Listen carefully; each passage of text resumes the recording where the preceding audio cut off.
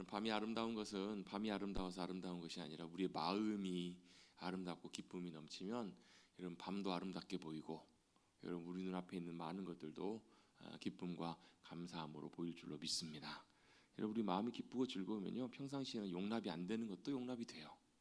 근데 여러분 우리 마음이 어렵고 불편하고 쉽지 않으면 평상시에는 그냥 이해하고 넘어갈 수 있는 부분들도 그게 뭐가 돼요? 우리에게 거침이 되고 부담이 되고 스트레스가 될 때가 참 많이 있습니다.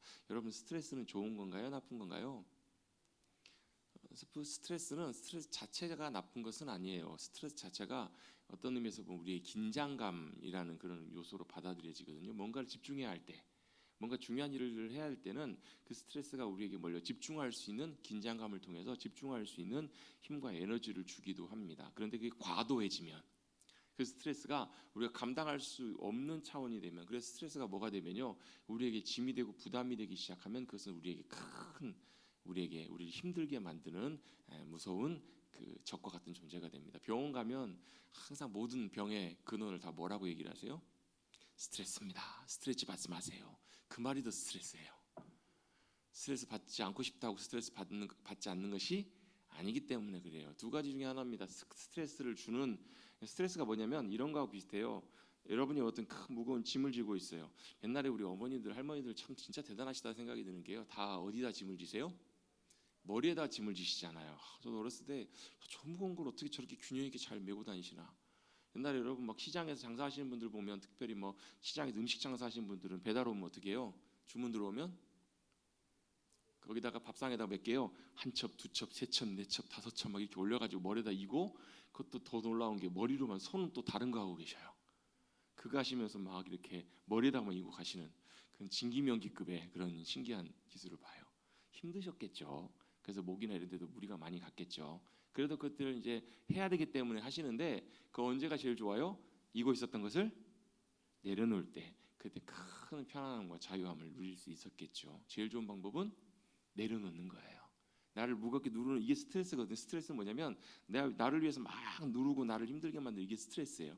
근데 이게 제거가 되면 나에게 없어지면 이게 더 이상 나에게 문제가 되지 않아요. 또 한 가지가 있어요. 스트레스로부터 자유케 되는 또 한 가지 방법은 뭐냐면 여러분 머리 위에다 깃털을 올려놓으시면 부담이 돼요? 안 돼요? 안 되시죠? 여러분 왜 그래요? 그거보다 내가 감당할 수 있는 힘이 훨씬 크니까. 내가 감당할 수 없었던 그 무게를 내가 막 꽁꽁거리고 있는데 누가요? 애기가 가끔 그런 경우 있잖아요. 지가 막 다 낑낑거리고 있어.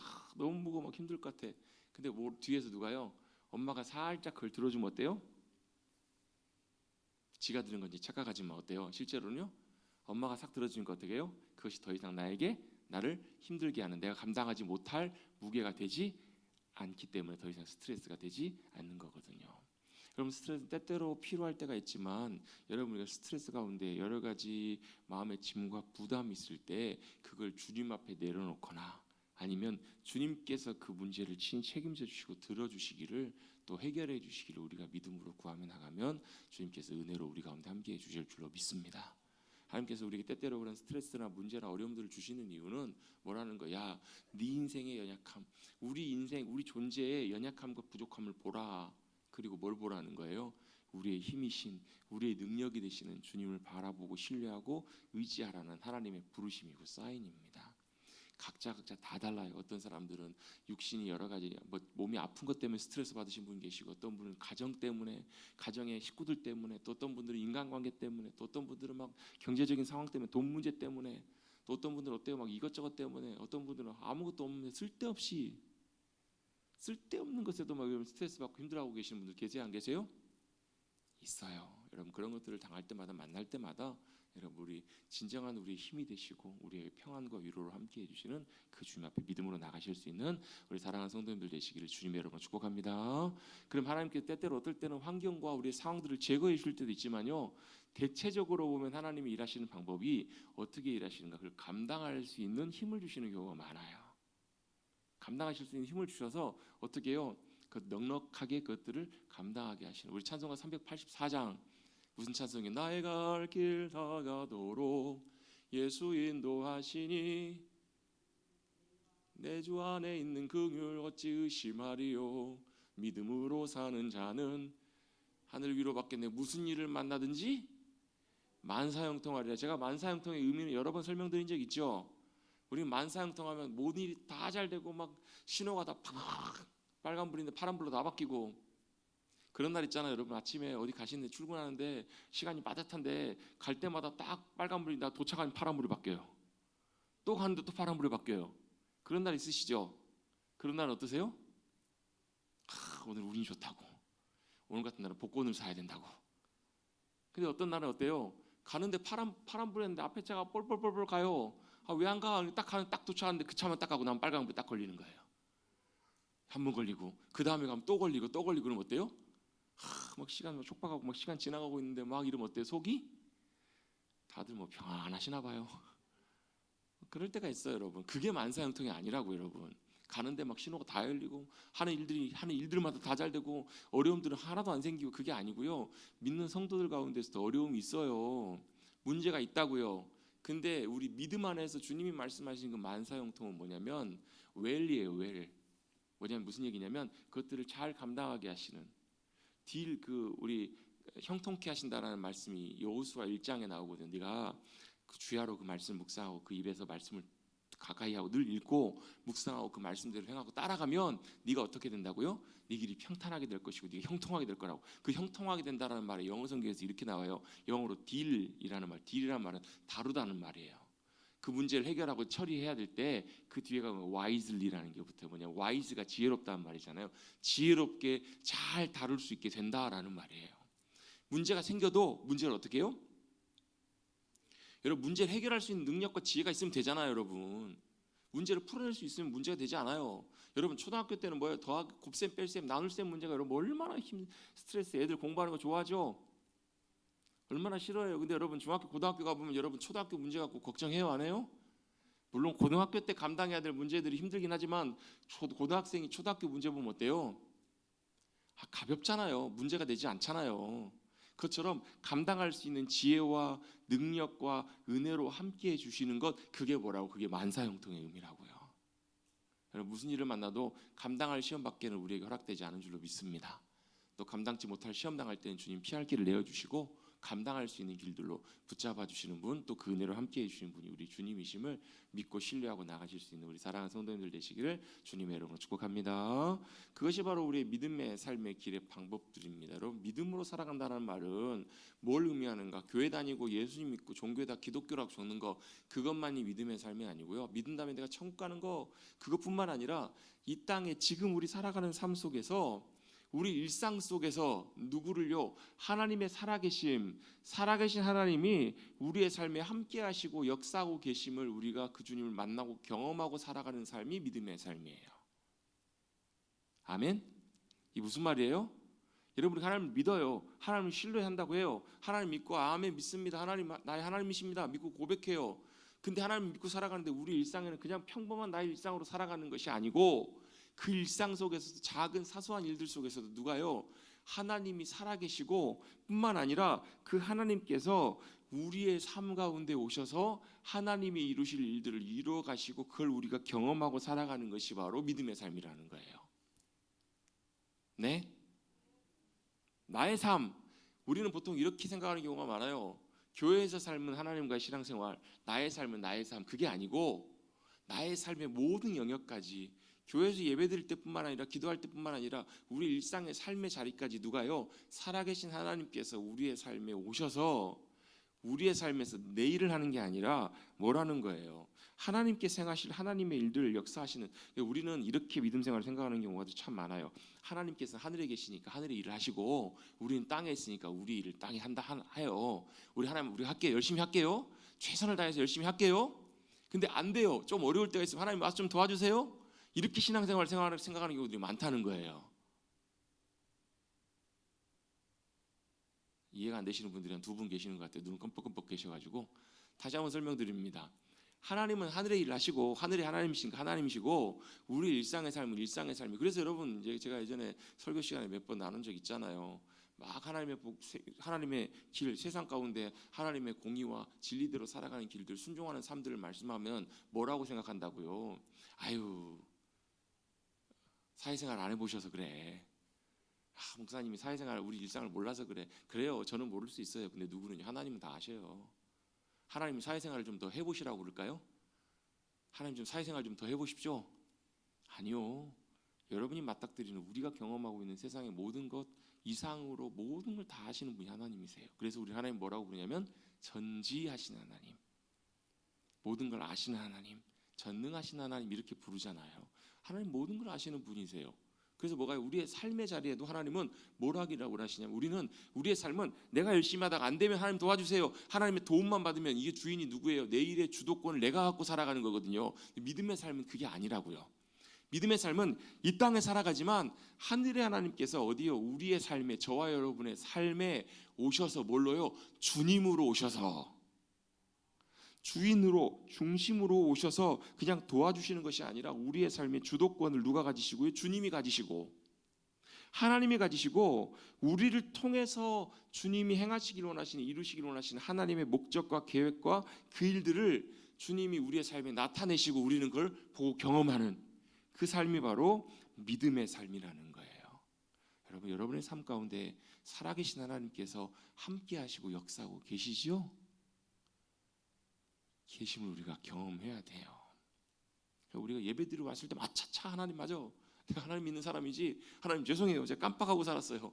하나님 그래도 지켜주셨죠? 믿어요. 아멘. 이게 아니고 우리의 삶의 순간순간마다 우리의 모든 현실 속에 문제 속에 모든 것들 속에 주님이 역사하시고 계시고 일하실 것을 우리가 믿음으로 기대하고 우리는 뭐 하는 거예요? 그러면요. 하나님이 주도권을 잡으시고 행하기를 원하실 때 우리는 뭘요? 그것을 알고 이 하나님 이거 하기를 원하시는구나 알고 보고 순종함으로 동참해서 하나님의 역사에 뭐가 되는 거예요? 함께 동참하는 동역자가 돼서 주님의 역사하심이 이 땅 가운데 이루어지는 삶을 살도록 그렇게 살아가는 삶, 그 삶이 바로 믿음의 삶이라고 하는 거예요. 아멘. 그래서 여러분 우리 주님이 가르쳐준 기도에도 뭐라고 나와요? 하늘에 계신 우리 아버지 이름이 거룩히 여김을 받기를 원합니다. 그리고 아버지의 나라가 임하게 해주십시오. 아버지 나라가 뭐예요? 하늘에 있는 나라 천국. 그 천국이 임할 때 어떤 일이 벌어져요? 사막에 꽃이 피고 향기가 나고 여러분 얼마나 프리지아 향 좋아요. 그죠? 사막이 죽은 땅에 뭐가요? 생명의 꽃향기가 피기 시작하고요. 생명의 물이 흘러나기 시작해요. 죽은 땅에 살아 일어나는. 그래서 여러분 하나님이 그렇게 역사하신 하나님의 나라가 임할 때 거기에 뭐가요? 죽은 영혼이 살아나게 될 줄로 믿습니다. 메말라하며 고통스러워하며 절박해 있는 심령들이 참된 생명과 소망을 발견하게 될 줄로 믿습니다. 그게 뭐라고? 그게 하나님의 나라가 임할 때 역사하심들이에요. 여러분 실제로 하나님 나라는 실체적입니다. 우리의 구체적인 삶 가운데 누가요? 이거 하나님 역사하신 일이라고. 이건 분명히 하나님께서 함께 하시고 인도하시고 역사하시는 그 주님의 일이라고. 내 주도권을 주님 앞에 내어드리고 우리가 하나님 행하신 것들을 믿음으로 보고 우리가 듣고 순종해서 따라가기 시작할 때 그런 일들이 일어난다고요. 그래서 뭐예요? 뜻이 하늘에서 이루어진 것처럼. 그 말은 무슨 얘기냐면 하늘의 뜻이 성취됐잖아요. 왜? 주님의 나라니까. 주님의 뜻에 주님의 나라의 주님의 뜻이 어디서도요? 땅에서도 이루어지기를 원합니다. 어디서요? 땅이 어디예요? 대한민국 2026년도를 살아가는 전라북도 특별자치도. 이제 많이 길어져가지고 발음하기도 힘들어요.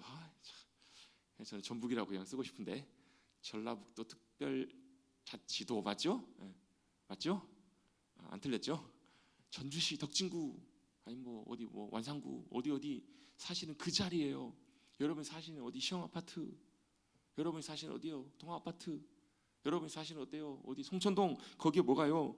주님의 뜻이 이루어지는 것. 주님의 뜻이 이루어진다는 말은 하나님이 기뻐하시고 원하시는 목적과 계획들이 우리의 삶 가운데 성취되어 가는 것. 할렐루야. 그것들을 우리는 기도하라고 지금 말씀하신 것처럼 또 그렇게 기도하고 믿음으로 나아가는 삶이 바로 믿음의 삶이라는 거예요. 여러분 그 일을 이루시기 위해서 하나님께서 뭘 하시는가? 우리 출애굽기를 시작하면서 창세기 뒷부분부터 출애굽기를 시작하면서 강조하고 나눴던 말씀이 있어요. 하나님이 뭘 하기를 원하시는가? 같이 한번 따라서 해보시겠습니다. 사람을 준비시키십니다. 하나님이 그 믿음의 역사를 이루시기 위해서 뭘 하시냐면 사람을 준비시키세요.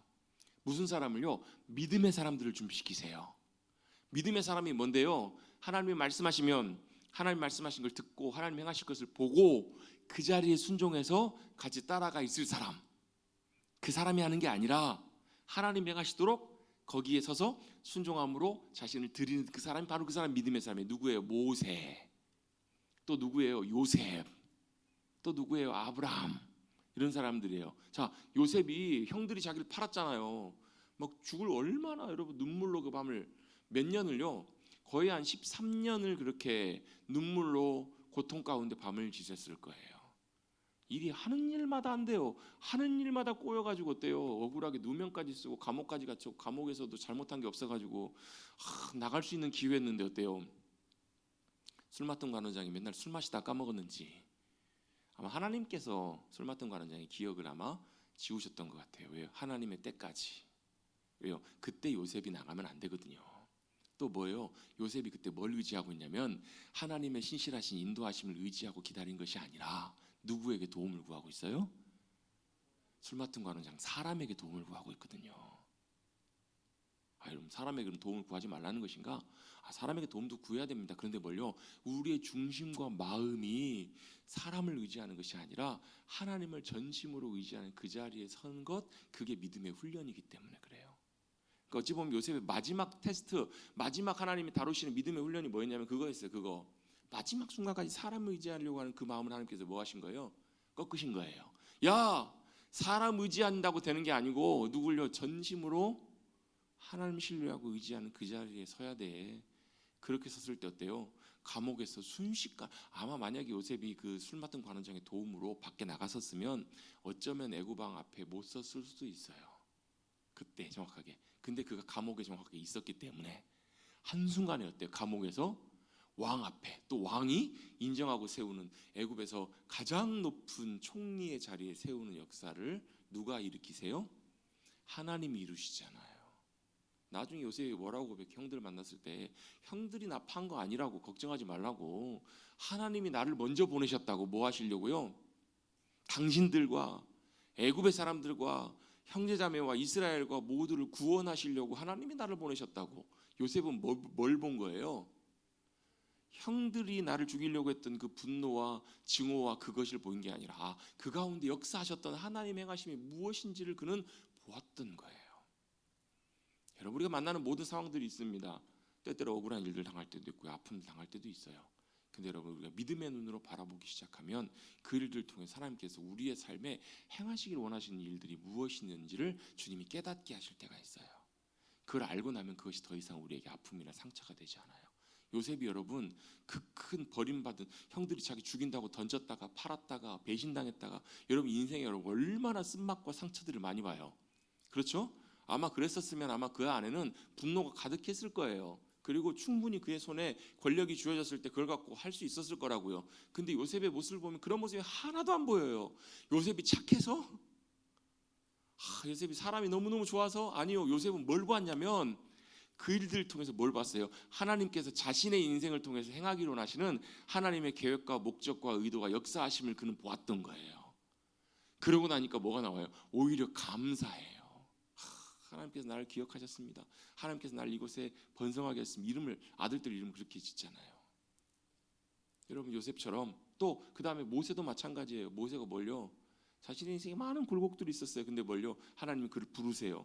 그리고 그를 통해서 하나님이 하기를 원하시는 무슨 역사를요? 애굽에 붙잡혀 있는 이스라엘 백성들을 구원하시고 그들을 하나님의 백성으로 하나님의 약속의 땅으로 이끌기를 원하시는 하나님의 계획과 목적과 뜻을 그가 발견해요. 알게 돼요. 듣게 돼요.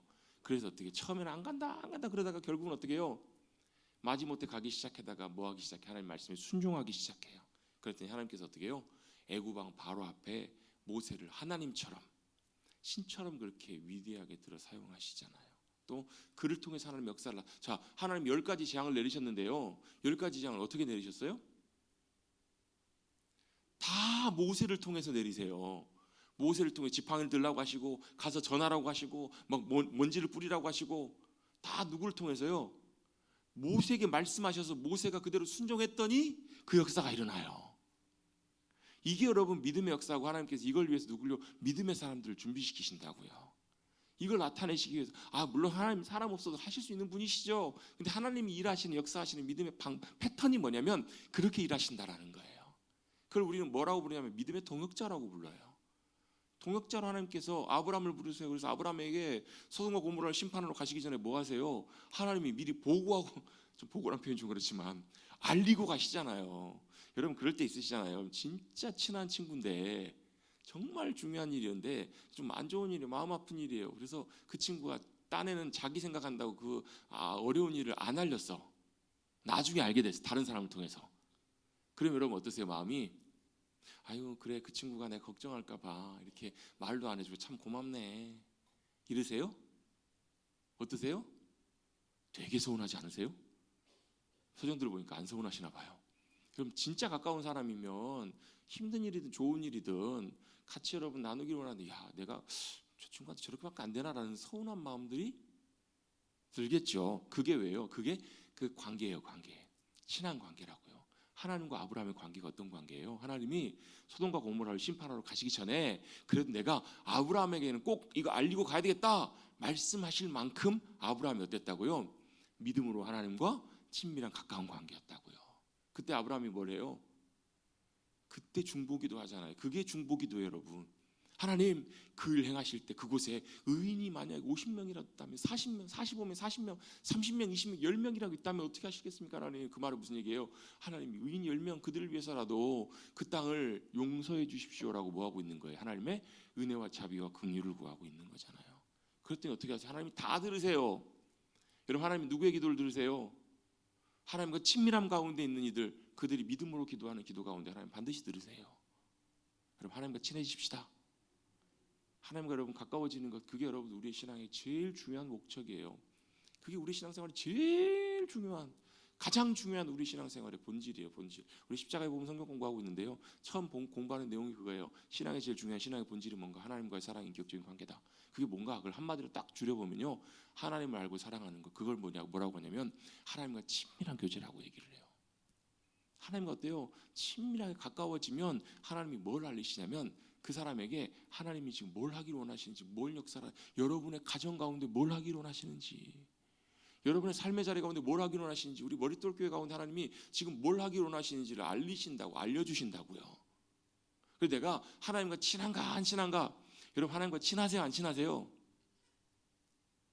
친하세요 안 친하세요? 그것도 잘 모르시겠죠? 네, 하나님과 친한가 안 친한가 모르겠죠? 여러분이 하나님과 친하시다면 반드시 하나 증거가 하나 있어요. 증거. 그게 뭐냐면 하나님이 지금 뭘 하기로 원하시는지를 우리가 어느 정도 알아요. 감을 잡아요. 하나님이 이렇게 하기로 원하시는구나. 어떤 어려움을 만났을 때 하나님께서 이래서 우리에게 이런 일들을 주셨나 보다. 그걸 여러분 우리가 알고 그걸 보게 돼요.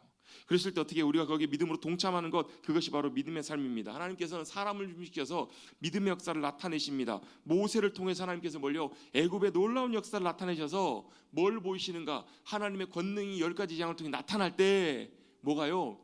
여호와 하나님이 참 하나님이시다. 하나님이 여호와가 하나님이시다라는 것을 보여주신 거예요. 나타내신 거예요. 그렇죠? 한번 성경 한번 찾아봐요. 집에 가서 찾아보세요. 10가지 재앙 7장부터 10장까지 한번 다 찾아보세요. 하나님이 재앙을 내리실 때 권능의 팔을 펼치실 때 여호와가 하나님인 줄 알리라. 여호와 하나님이 참 하나님이신 줄을 보여주시는 거예요. 그게 뭐예요? 그게 하나님의 영광이 나타나는 거예요. 아멘. 여러분 이 땅 가운데 저와 여러분의 삶에 우리 교회와 가정이 하나님의 영광이 나타날 수 있게 되기를 임하시기를 축복합니다. 하나님의 영광이 임하시면 어때요? 사람들을 보고 알아요. 세상 사람들도 와 하나님 살아계시는구나. 저분이 하나님이시구나. 저게 하나님의 역사하심이구나. 그걸 보고 알게 된다고요. 하나님의 영광이 온 땅 가운데 주님은 임하기로 원하세요. 충만하게 채워지기로 원하세요. 여러분 그 우리 찬송가 있잖아요. 550 아니 몇 장이죠 여기 500장인가 95장 시온의 영광이 빛나는 아침 그 찬양 있잖아요. 시온에 저는 이제 보통 송구여신 예배 때나 신년주일 때 그 찬양을 하는데요. 시온의 영광이 빛나는 아침 거룩한 이 땅에 어둡던 이 땅에 밝아오네 슬픔과 애통이 기쁨이 되고 시온의 영광이 빛이 밝아오네라는 표현이 있잖아요.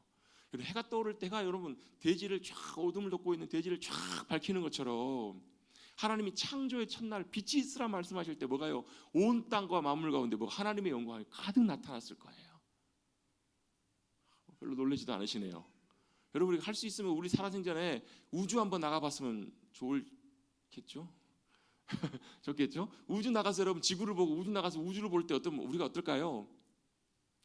얼마나 그것이 여러분 광대하고 얼마나 놀라울까?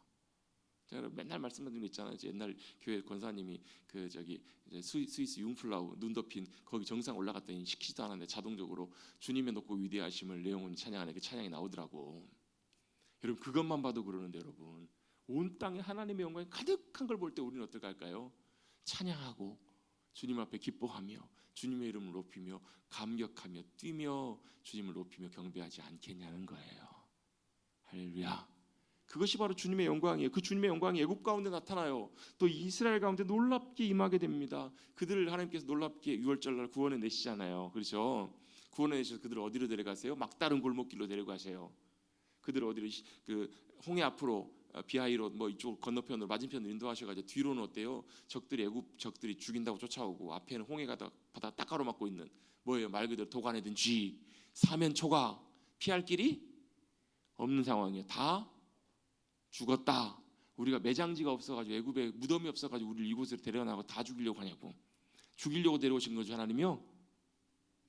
뭐하러 데려오신 거예요? 하나님의 영광을 나타내시려고. 하나님께서 모세를 통해서 뭐라고 말씀하세요? 너희는 가만히 있어. 오늘 너희 가운데 행하시는 하나님의 역사하심을 보라. 영광을 보라는 거예요. 실제 그들이 그걸 봤잖아요. 어떻게 봤어요? 그들 각고를 나눠 먹고 있었던 홍해가 어떻게 되죠? 쫙 갈라져요. 그들이 죽었다 싶은 그곳에 바다가 갈라지고 거기에 생명의 길을 내시는 구원의 길을 내시는 주님의 놀라운 역사하심들을 그들이 보게 되잖아요. 또 어떻게 해요?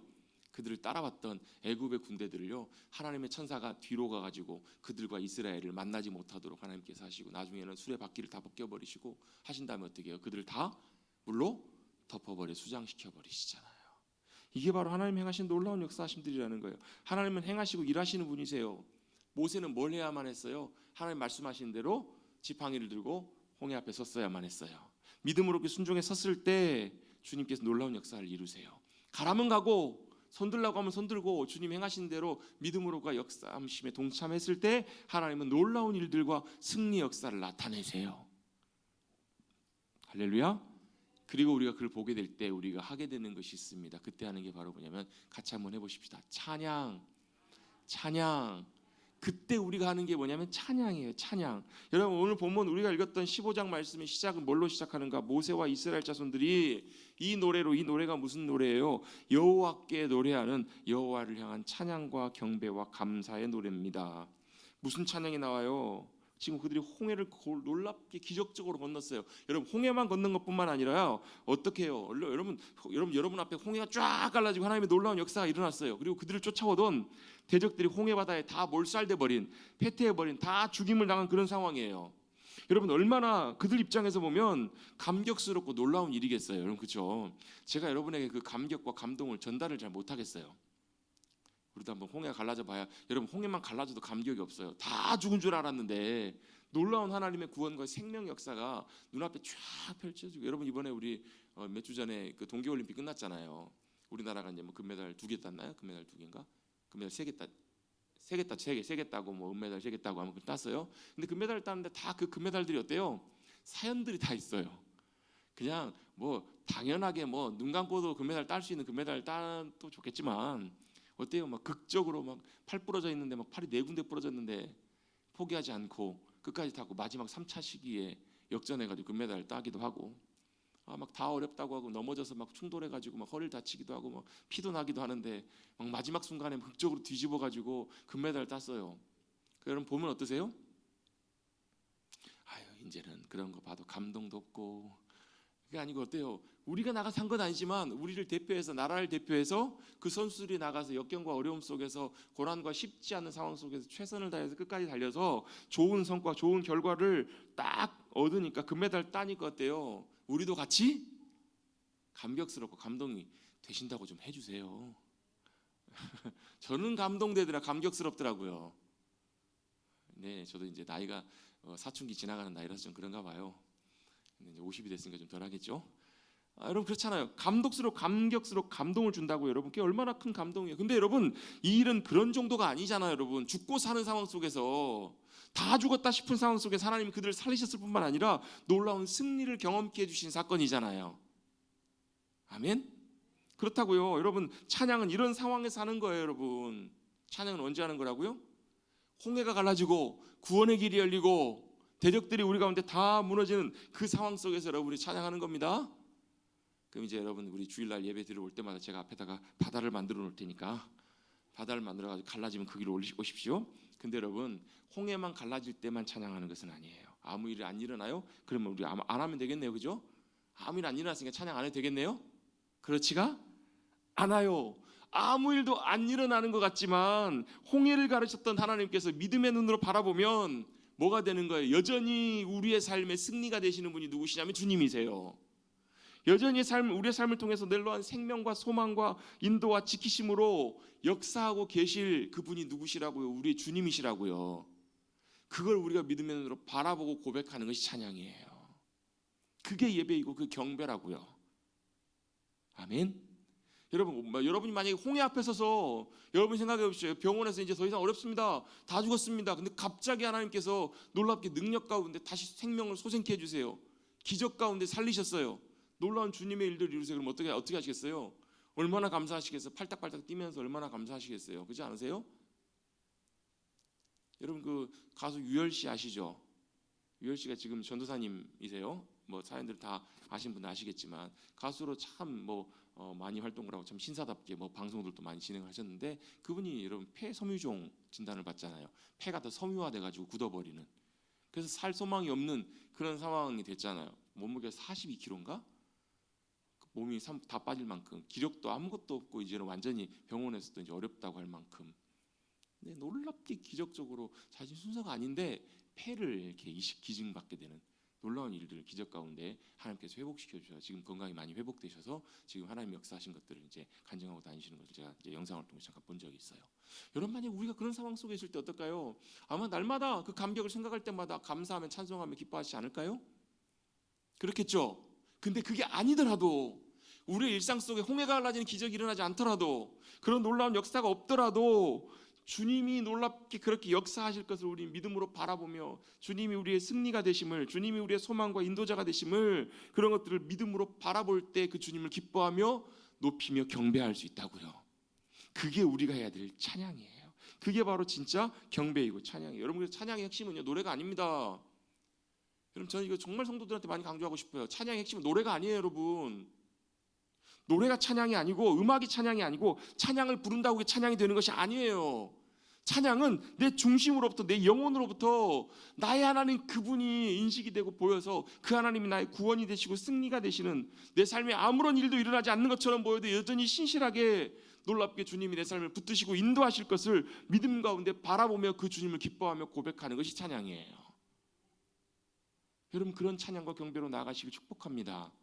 그게 정말로 주님이 받으신 찬양과 경배 여러분 우리 영혼 깊은 곳에 그 주님을 높이고 경배하는 거 여러분 우리 그 잘하는 찬양 있잖아요. 떼제 찬양이죠. 그게 내 영혼이 주님을 찬양하며 기뻐합니다. 내 영혼이 여러분 기쁨이 없을 때 여러분 그 찬양 한번 조용하게 눈 감고 한번 불러보세요. 여러분 마음이 낙심이 될 때 마음이 앞이 보이지 않을 때 답답할 때 도저히 찬양할 수 없을 때 여러분 조용하게 한번 그런 찬양들 한번 고백해 보세요. 이와 같을 때 난 노래하네 사랑을 노래하네 내 주님께 주님 사랑해요 주님 사랑해 한번 찬양해 보세요. 어떤 일이 벌어지는지 어떤 역사가 이루어지는지요. 찬양할 수 없을 때 내가 주님으로 나 기뻐하고 주님 때문에 내가 감사합니다 그런 고백들 할 때 어떤 역사가 일어나는지 여러분 진정한 찬양으로 주님 앞에 나가실 수 있게 되기를 다시 한번 주님의 이름으로 축복합니다. 이스라엘 백성들이 그런 찬양을 하고 있어요. 홍해 앞에서 놀라운 승리를 경험하고 뭘 찬양하는가 몇 가지를 살펴보겠습니다. 여호와를 찬양하리니 그는 뭐 하시다고요? 높고 영화로우신 분이시라고요. 여러분 이스라엘 백성들이 어떻게 주님을 찬양했냐면 주님의 높고 영화로우심을 찬양했어요. 주님은 높은 분이십니다. 영광스러운 분이십니다. 아멘. 그렇게 주님을 찬양했습니다. 또 두 번째로 뭘 찬양했는가? 그 주님께서 말과 그 탄자들이 누구들이죠? 이스라엘을 죽이려고 하는 대적들이었어요. 그들을 죽이시고 없애시고 바다를 던져버리시고 승리케 하신 분이셨어요. 그렇죠? 우리에게 놀라운 승리를 주시는 주님을 찬양합니다. 그 다음에 그들은 뭘 찬양했는가? 2절에 보시면 여호와는 나의 힘이시오 노래시며 구원이십니다. 나의 하나님이 되십니다. 나의 아버지 하나님 나의 조상의 하나님이 나의 하나님이십니다 라고 믿음으로 고백하고 있어요. 여러분 그 하나님이 우리가 들었던 하나님이 여러분 우리 하나님이 되시기를 간절히 소망합니다. 홍해를 가르셨던 하나님이, 여리고성을 무너뜨리셨던 하나님이, 골리앗을 쓰러뜨리셨던 하나님이 저와 여러분의 하나님이심을 고백하실 수 있게 되기를 소망합니다. 그게 귀한 찬양이라는 거예요. 그래서 그 하나님이 우리 하나님이 되십니다. 또 그 하나님이 어떻게 되시는가? 우리에게 3절에 보시면 여호와는 용사시니 여호와는 그의 이름이로다. 하나님은 뭐 하시는 분이시냐면 우리의 용사가 되신다고요. 그래서 뭐 하세요? 대적들을 다 몰살시켜 버리시는. 4절에 보시면 바로와 병거와 그의 군대를 바다에 던지시니 최고의 지휘관들이 홍해에 잠겼고 깊은 물이 그들을 덮으니 그들이 돌처럼 깊음 속에 가라앉았도다. 하나님이 뭐 하시는 거예요? 홍해 바다 가운데 그들의 대적들 최고의 군사 지도자들까지도 다 하나님께서 뭘 하셨어요? 몰살시키셨다고요. 여러분 이게 굉장히 중요한 게 이유가 있는 것 같아요. 생각해 보니까요. 만약에 이 사건이 없었다면 이스라엘 백성들이 광야길을 지나서 가나안 땅에 지나갈 때 늘 어떻겠어요? 뒤를 쳐다봤을 것 같아요. 왜요? 언제 애굽에서 군대를 또 몰고 쫓아와가지고 우리 잡으러 오지 않을까? 공격하지 않을까? 그런 후환이 여러분 얼마나 그랬겠냐고. 어제 뉴스 보는데 진짜 세상은 진짜 정신 나간 사람들 참 많은 것 같아요. 미국에 가족이 여행을 갔는데 그 뉴스 보신 적 있으세요? 어제 안 보셨어요? 여행을 갔는데 한 혼자 여행 왔던 20대인가 여자가 있었는데 자꾸 이제 여행에서 트러블이 생기니까 늦게 나오고 이러니까 좀 이렇게 뭐 이렇게 좀 잘 오라고 한마디 하면서 이제 갈등이 생겨가지고 이제 사소한 트러블 때문에 마지막 이제 오는데 공항에서 왔는데 이제 패키지로 오다 보니까 귀국하는 비행기도 같은 비행기였나 보죠. 갑자기 지나가면서 막 이제 욕을 하며 지나갔나 봐요. 그래가지고 이제 자기가 가서 하지 말고 가서 이제 그러지 말라고 사과하라고 이렇게 얘기했는데 갑자기 얼굴을 물어뜯어 버린 거예요. 얼굴을 막 여기저기 막 물어뜯은 거예요. 그럼 경찰이 출동해가지고 말리고 막 이렇게 겨우 이렇게 해가지고 어떻게 이 사건을 처리하겠냐 그랬더니 이제 빨리 그냥 차라리 한국 돌아가고 싶다고 해가지고 비행기를 타고 오는데 이제 그 경찰도 미국 경찰이 이제 항공사한테 다 알리고 따로 이제 조치를 하도록. 근데 갑자기 몇 시간 밤에 잠을 자고 거기서 어딜 자고 가고 있는데 갑자기 뭐 퍽 소리 나서 봤더니 피가 철철 나더라는 거예요. 보면서 남편이 놀라서 봤더니 그래다 싹 지나가는 게 보이더라는 거예요. 나중에 이제 거기 의사가 다행히 있어가지고 마취도 안 하고 이제 여기를 꼬맸는데 뭐 설교하다 갑자기 뭐 뉴스를 제가 다 전해드리고 있네요. 그러는데 왜 제가 무슨 얘기를 들려고 하냐면 이 이제 좀 온전치 못한 여자인 것 같아요. 정상적인 건 아니겠죠. 아마 이제 들고 있었던 텀블러나 이런 걸로 머리를 아마 쳤나 봐요. 이게 머리가 막 다 찢어져가지고 막 몇 반을 꿰매야 될 정도로 큰 상처가 나고 출혈이 큰 상태. 뭐 태평양 한가운데 있으니까 어디 병원을 갈 수도 없잖아요. 결국 이제 도착을 해서 공항에서 체포가 돼가지고 이제 조사를 받고 풀려났다는 얘기가 나왔어요. 여러분 생각해 보세요. 제가 무슨 얘기를 하려고 하냐면 여러분 그런 트러블이 있는데 그런 사람이 그런 사람이라는 걸 알았다면 여러분 비행기 자고 있는데 여러분 한숨이라도 눈이라도 부시셨겠어요? 설마 그런 일이 있을까 싶어서 아마 잠이 들었겠죠. 근데 아닌 밤중에 뭔가요? 홍두깨 맞죠? 홍두깨가 뭐예요? 그냥 그렇게 정신 나간 짓을 할 거라고는 상상도 못했을 거예요. 여러분 생각해 보세요. 그런 일을 여러분 우리가 당했다? 그럼 어때요? 항상 얼마나 여러분 뒤가 걱정이 되고 염려가 되겠어요. 그렇죠? 이거 설명하려고 하는 거예요. 이스라엘이 만약에 이 홍해 사건이 없었다면 하나님께서 애굽의 군대와 애굽의 전차들과 애굽의 모든 군대들 다 몰살시키시는 그 사건이 없었다면 어때요? 그들은 늘 불안함 가운데 가나안을 향한 여정을 가야만 했을 거라고요. 하나님이 뭐가 되셔서요? 그들의 용사가 되셔서 그들의 뭐가요? 만군의 여호와가 되셔서, 만군이라는 말은 모든 군대의 여호와라거든요. 만군의 여호와가 되셔서 그들을 다 멸해버리신 거예요. 그들의 뭘요? 쫓아오려는 모든 것들을 다 멸해버리시고 제거해버리신 거예요. 그들의 모든 두려움과 염려를. 여러분 이 사건을 통해서 우리가 뭘 볼 수 있는가? 그들을 모든 대적들을 멸하시고 그들을 건져내셨다? 이건 뭐냐면 예수 그리스도께서 우리를 위해 죽으심으로 뭐의 권세를 줘? 사망과 죽음과 심판과 저주의 권세를 다 뭐 하셨어요? 멸하셨다고요. 다 멸하시고 던져버리셨다고요. 여러분 이럴 때는 아멘 하셔야 합니다. 왜요? 이게 주님이 행하신 놀라운 믿음의 역사시거든요. 여러분 이스라엘 백성들 가운데 그들을 쫓아올 수 있었던 대적들을 주님이 완전히 몰살시키신 것처럼 예수 그리스도 십자가의 놀라운 승리가 사망과 죽음과 어둠의 권세를 다 깨트리신 줄로 믿습니다. 승리케 하신 줄로 믿습니다. 이게 바로 놀라운 우리의 찬양의 제목이라는 거예요. 그게 바로 주님이 우리의 용사이심의 중요한 내용들이에요. 6절에도 보시면 여호와가 우리의 오른손의 권능, 주님의 오른손의 권능으로 영광을 나타내시고 오른손이 원수를 부수셨습니다. 또 오른손으로 그들을 덮으시고 진노를 발하시고 그들의 어디 콧김으로 물을 쌓으셔서 그들을 다 없애버리셨다고. 또 오른손으로 그들의 대적을 취하시고 하나님께서 인자하신 손길로 그들을 건지셨다고, 구원하셨다라고 이렇게 성경은 쭉 우리에게 말씀을 해주고 있습니다. 이게 바로 뭐예요? 찬양의 제목이고 내용들이었던 거예요. 나와요. 그래서 우리 지난 주일에 잠깐 살펴봤던 것처럼 13절과 17절에 그들을 어디로요? 하나님의 산으로 그들을 인도해 내셨다고요. 그들을 그곳으로 안전하게 데리고 오시고 인도하십니다. 그것이 바로 주님의 힘으로 권능으로 행하신 일들이에요. 반대로 대적들과 주변의 나라들은 다 어때요? 블레셋과 에돔 두령들 14절 15절 16절까지 보시면 두려움에 잡히고 낙담하고 어때요? 침묵하였다라는 거예요. 하나님이 그들 가운데 두려운 분으로 역사하셔서 이스라엘을 그렇게 지키시고 통과하게 하시고 인도해 주셨다라는 것입니다. 그들을 다 결국은 인도해 주셨음을 찬양하고 있습니다. 여러분, 하나님께서 우리의 삶도 승리하는 그날까지 인도해 주실 줄로 믿습니다. 우리의 대적들을 승리케 하시고 놀랍게 인도해 주실 그 주님께 감사하며 찬송하시며 믿음으로 나가시기를 주님의 이름으로 다시 한번 축복합니다. 그리고 마리아와 미리암과 여인들도 함께 소고치며 춤추며 찬양을 합니다. 그게 19절과 20절, 21절에 나옵니다. 21절에 나오는 찬양의 고백도 똑같죠. 그 당시 여인들은 활동할 수가 없는, 잘 활동하지 못하는 시대였는데 찬양하고 춤추며 할 때는 이렇게 춤추고요, 같이 예배에 동참하는 모습을 보게 됩니다. 여러분, 우리도 찬양하실 때 춤추며 찬양하십시다. 아무도 하시기 싫으신가 봐요. 성령님의 감동 가운데 인도하심 가운데 주님이 주신 구원의 기쁨과 승리의 영광을 우리가 맛보시고 찬송하며 기쁨으로 나가시기를 다시 한번 주님의 이름으로 축복합니다. 뒷부분 간단하게 나누겠습니다. 그들을 하나님께서 놀라운 승리를 경험하게 하시고 그들을 인도하셔서 그들의 길을 또 나서게 됩니다. 놀라운 승리를 경험했으니까 그들이 얼마나 들떴을까요? 그렇죠? 죽어가던 이들이 얼마나 감격 가운데 출발했겠냐고요. 근데 그 승리를 경험한 다음에 그들이 인도함을 받아 나갔던 곳은 어디예요? 물이 없는 곳이에요. 수르광야예요. 여러분 보세요. 놀라운 승리를 경험했어요. 그럼 그 다음에 어때요? 더 큰 하나님의 놀라운 감격을 주셔야 될 것 같은데 그들 가운데 찾아온 현실과 인도하심은 뭐예요? 위기와 고통이었던 거예요. 3일 동안 물을 마시지 못해요. 짐승들도 마실 물이 없었겠죠. 여러분, 아이들도 여러분 물 달라고 하려면 얼마나 아우성이었겠어요. 3일 동안 여러분 쉽지 않는 시간들을 그들이 만나게 될 때 그들은 어때요? 힘들었을 거예요. 근데 그들이 거기서 마라라는 곳에 이르러 물을 발견하는데 그 물도 마실 수 없는 쓴물이었다라고 나와요. 여러분, 차라리 못 봤으면 더 낫을 텐데 보고 나서 물을 보고 나니까 마실 수 없는 물이 어때요? 더 큰 불평과 분노와 원망이 가득했겠죠. 그걸 누구에게요? 모세에게 쏟아부어요. 모세에게 쏟아부은 것은 실제로 누구예요?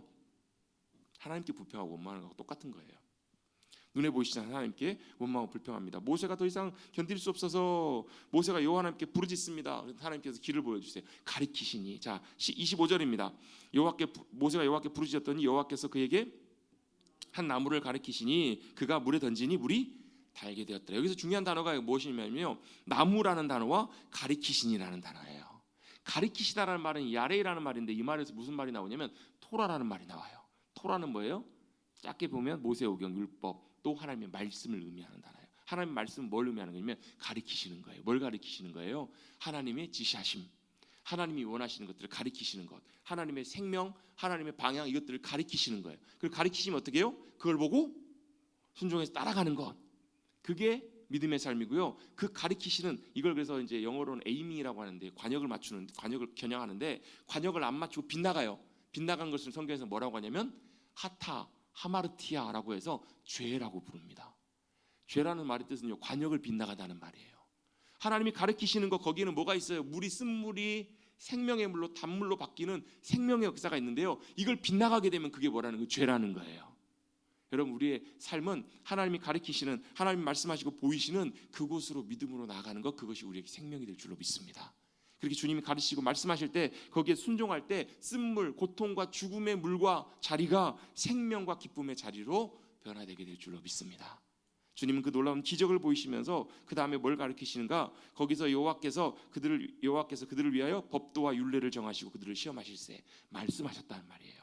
하나님의 말씀과 율례와 법도들을 그들에게 말씀하십니다. 그게 뭐라는 거예요? 시험이라는 거예요. 여러분, 어려움 만날 때 그게 뭐라고 하나님께서 우리의 믿음의 시험을 하실 때가 많아요. 그럴 때는 우리가 어떻게 해요? 말씀하신 하나님의 말씀에 귀를 기울이고 그것을 찾고 우리가 순종하며 믿음으로 나가는 삶, 그 삶이 바로 우리가 가야 될 귀한 삶임을 꼭 기억하시고 기적을 통해서 우리에게 말씀하시는, 또 우리에게 보이시는 그 일들을 잘 따라가실 수 있는 저와 여러분 되시기를 주님의 이름으로 축복합니다. 그 일을 통해서 주님을 가르쳐 주신 내용이 있어요. 26절 맨 마지막 구분입니다. 뭐죠? 나는 너희를 치료하는 여호와임이라. 다시 한번 같이 한번 읽어보십시다. 26절 맨 마지막 그 문단요. 시작. 나는 너희를, 아멘. 이걸 여호와 라파라고 부르죠. 여호와께서는 치료하시는 하나님, 우리를 고치시고 새롭게 하시고 싸매시는 그 하나님, 그 하나님을 그들이 마라에서 경험했던 것처럼 우리의 삶에서도 여호와 라파의 하나님, 우리의 육신을 고치실 뿐만 아니라 우리의 영혼을 새롭게 하시고 우리의 영혼을 믿음의 길로 온전케 하시는, 그래서 어디까지 인도하시는요? 엘리메까지 인도하시는 12 물샘과 종려 이룬 주. 그래서 12를 12지파, 70은 70인 장로 이렇게 표현하기도 하고요. 12 이스라엘, 그 다음에 70 열방. 왜요? 그 성경의 창세기 몇 장인가 11장인가 보면 그 지파 숫자를 70개라고 정해놓은, 그 70개로 읽는 분들이 있거든요. 이렇게 정의하신 분들도 있습니다. 그분들에게 뭐가요? 쉼의 자리, 하나님이 주신 생명과 안식의 자리로 그들을 인도하셨던 것처럼 여호와 라파의 은혜를 통해서 엘리메까지 이르시는 하나님의 놀라운 위로와 도우심을 힘입는 우리 사랑하는 성도님들 되시기를 간절히 주님의 이름으로 축복합니다. 축복합니다. 찬양하십시다. 그리고 믿음으로 순종하셔서 여호와 라파의 하나님을 경험하십시다. 아멘. 우리 찬송하고 우리 함께 기도하겠습니다.